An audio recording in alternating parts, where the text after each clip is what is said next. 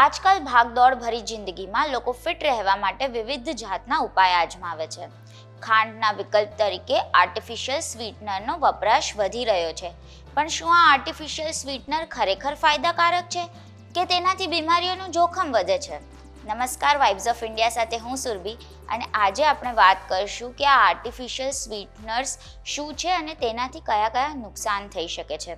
છેલ્લા કેટલાક સમયથી ડાયાબિટીસ રોકવા અને ખાંડના વિકલ્પ તરીકે આર્ટિફિશિયલ સ્વીટનરનો ઉપયોગ ઝડપથી વધ્યો છે. આર્ટિફિશિયલ સ્વીટનર અનેક પ્રકારના ખાદ્ય પદાર્થ અને કેમિકલ્સ સાથે તૈયાર થાય છે. તેમાં કેટલી મીઠાશ છે તેનો અંદાજ તેના પરથી જ લગાવી શકાય છે કે એક ચમચી ખાંડ કરતાં પણ તે નાની ગોળીમાં વધુ ગળપણ હોય છે. ગત વર્ષે જુલાઈ 2023માં વર્લ્ડ હેલ્થ ઓર્ગેનાઇઝેશને ચેતવણી આપી હતી કે આર્ટિફિશિયલ સ્વીટનર એસ્પાર્ટમ ખાંડના વિકલ્પ તરીકે ઉપયોગમાં લેવાય છે, જે ટાઈપ 2 ડાયાબિટીસ અને હૃદય રોગનું જોખમ વધારી શકે છે. એસ્પાર્ટમને કાર્સિનોજેનની કેટેગરીમાં મૂકવામાં આવ્યું છે. આનો અર્થ એ પણ છે કે એસ્પાર્ટમ પણ કેન્સરનું કારણ બની શકે છે. આ પછી અવેજી તરીકે ઉપયોગમાં લેવામાં તમામ પ્રકારના આર્ટિફિશિયલ સ્વીટનર વિશે ચેતવણી આપવામાં આવી હતી. આર્ટિફિશિયલ સ્વીટનર્સને લઈને ડૉક્ટર પ્રવીણ ગર્ગે શું કહ્યું એ હવે આપણે જાણીએ. છેલ્લા ઘણા સમયથી આર્ટિફિશિયલ સ્વીટનર્સનો ઉપયોગ માર્કેટમાં બહુ વધી રહ્યો છે. પેશન્ટ્સ આર્ટિફિશિયલ સ્વીટનરનો ઉપયોગ એઝ એ સુગર સપ્લિમેન્ટ બહુ વધારે કરે છે.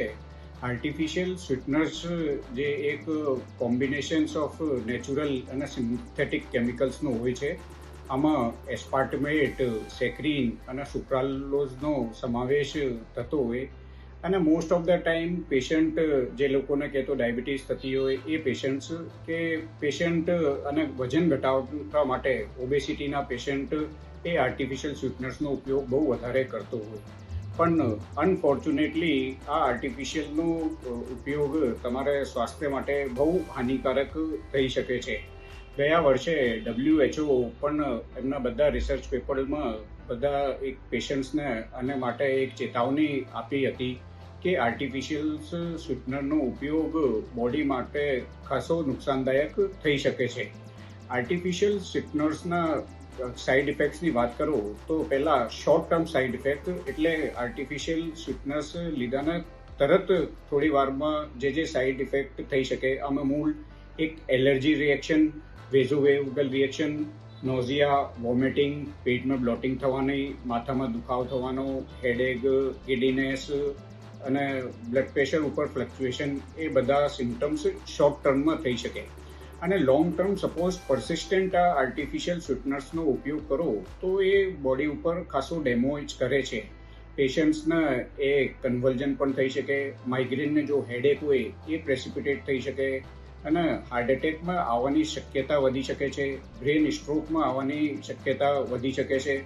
પેટમાં રોગોની વાત કરો તો નોઝિયા, વોમિટિંગ, પેપ્ટિક અલ્સર અને પેટના કેન્સર પણ થઈ શકે છે. અને પ્રેગ્નન્ટ લેડીમાં બાળકોનો એ વિકાસ પણ રોકાઈ શકે છે. ફિમેલ્સમાં કેન્સર પણ થઈ શકે છે, બ્લેડરનું કેન્સર પણ થઈ શકે છે.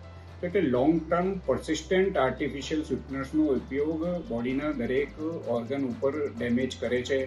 એટલે WHO પણ આ એક આર્ટિફિશિયલ સ્વીટનરથી જેટલો પોસિબલ હોય તમે દૂર રહો તો એ તમારા સ્વાસ્થ્ય માટે એ સારું છે. આર્ટિફિશિયલ સ્વીટનર્સની જગ્યા તમે જે રૂટીન બીજા કોઈ આના સપ્લિમેન્ટ હોય, સપોઝ જે ફ્રૂટ્સ થતા હોય કે બીજી જે, તો તમે ઇવન હું તો બધા દર્શક મિત્રોને આ સલાહ આપવા માંગી કે ડાયાબિટીક પેશન્ટ્સને બને ત્યાં સુધી પોસિબલ હોય તો શુગર ફ્રી ડાયટથી જ કંટ્રોલ કરવો જોઈએ. આ ભ્રમમાં ના રહેવું જોઈએ કે આર્ટિફિશિયલ સ્વીટનર્સથી આમ વજન નહીં વધે કે આમાંથી બીજું કોઈ સાઇડ ઇફેક્ટ નહીં થતો હોય. શોર્ટ ટર્મમાં ડેફિનેટલી ઇનિશિયલ સ્ટેજમાં એ થોડો વેટ લોસ કરે, પણ લોંગ ટર્મમાં તો એ ડાયાબિટીસ પણ અનકન્ટ્રોલ કરે અને વજન વધવાની પણ પોસિબિલિટી રહેતી હોય. તો એટલે આર્ટિફિશિયલ સ્વીટનર્સનો ઉપયોગ કર્યાની જગ્યા જે તમે બીજા ડાયટરી મોડિફિકેશનથી ડાયાબિટીસ અને વજન કંટ્રોલ કરો તો એ તમારા સ્વાસ્થ્ય માટે સારું રહેશે.